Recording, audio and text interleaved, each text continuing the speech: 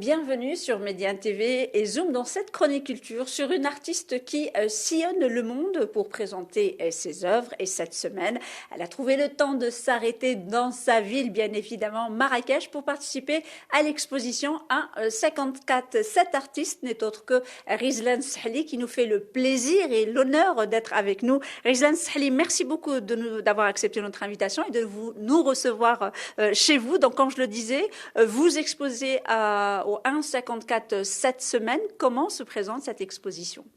Bonjour Ilham, merci beaucoup de prendre le temps d'échanger avec moi. Effectivement, j'expose à la 154 à la Mamounia la semaine prochaine. J'expose avec ma galerie parisienne Christophe Persson, chez qui j'ai eu, il n'y a pas longtemps, au mois d'octobre à Paris, un solo. Et donc, les œuvres que je vais présenter à la 154 sont un peu la suite de ce que j'ai présenté à Paris. Par contre, j'entame une nouvelle période. En fait, mon travail s'intéresse beaucoup à la femme,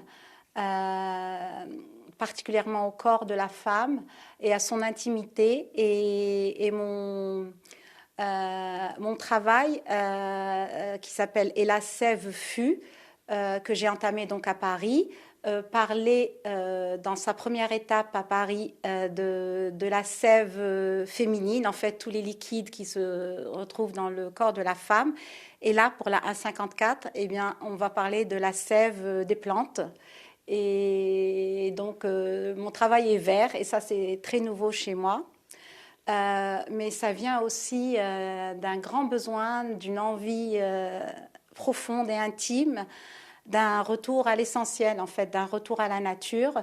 On a subi quand même énormément de catastrophes dans nos vies dernièrement. Ça s'est enchaîné, le Covid, le tremblement de terre, la guerre, tout ça qui nous touche quand même de très près finalement. Et donc j'avais envie de parler de nature, de fleurs, de beau, d'essentiel. Quelque part, j'avais dans ma tête un peu une idée que parler de fleurs, c'était un peu gna gna gna, que c'était pas quelque chose d'important. Mais aujourd'hui, je trouve qu'au contraire, ça me rend, ça me donne une certaine paix intérieure, et j'espère que je transmettrai cette paix à travers mon travail aussi.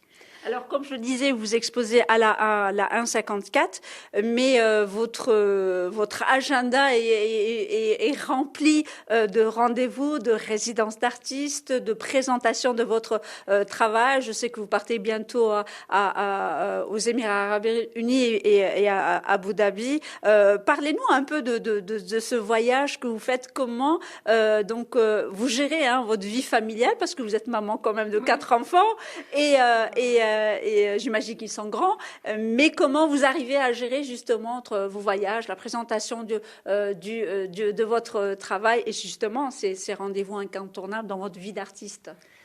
Eh bien, comme toutes les femmes, il faut être une battante et il faut avoir la tête partout à la fois. Parfois, c'est pas évident parce que parfois, c'est beaucoup de pression et de stress pour le tout.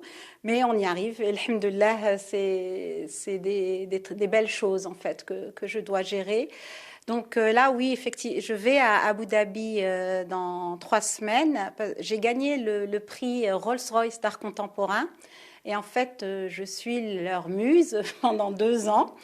Et on sillonne le monde. On a présenté l'œuvre à Londres, on l'a présentée à Shanghai, et là je vais à Abu Dhabi pour la présenter à Abu Dhabi. J'ai aussi une expo en ce moment à la Fondation Blacher en Provence, qui est une fondation importante pour l'art contemporain africain, puisqu'ils sont parmi les premiers à avoir commencé à collectionner de l'art africain il y a une 20aine d'années. Et donc, j'ai eu une résidence au mois d'avril et j'expose avec une 20aine d'autres artistes africains une œuvre que j'ai produite chez eux sur place. J'ai aussi la Biennale de Dakar, à laquelle j'ai été sélectionnée. Et donc, qui a lieu au mois de mai. Je suis vraiment ravie et heureuse de participer à cette biennale. d'autant plus que j'y ai beaucoup d'amis maintenant en Afrique et je me sens profondément africaine depuis que je suis devenue artiste. Ça m'a ouvert les yeux sur mon africanité, on va dire. L'année dernière, j'ai eu une résidence au Bénin, à Ouagadougou, au Burkina Faso, avec qui j'ai une relation très particulière, et à Dakar. Et donc, je vais exposer pendant la biennale. J'ai un travail qui concerne aussi, je présente une installation qui est une exploration, qui est un peu un parcours à travers une fleur.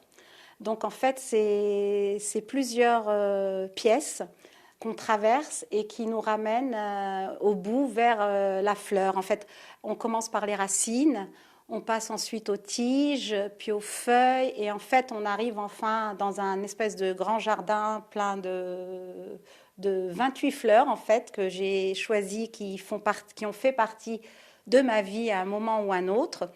Et j'ai la chance, dans ce travail, d'avoir invité plusieurs associations de femmes à travers le monde à participer avec moi. Et donc, j'ai la chair de poule, très heureuse et honorée. J'ai une association palestinienne qui va broder des fleurs pour moi, et ce sont des fleurs de Palestine. J'ai une association indienne, et en Inde, on va broder des fleurs plutôt exotiques. Et j'ai les filles de Dakar qui m'ont aidée lors de ma résidence que j'ai eue l'année dernière, avec qui j'ai une super jolie relation, qui m'ont offert plein de tenues et qui sont ravies de participer avec moi. Et puis j'ai mon atelier ici, j'ai ma brodeuse Najette qui travaille avec moi depuis le début. On a une super jolie relation, on est pleine de respect, d'amour, très complices.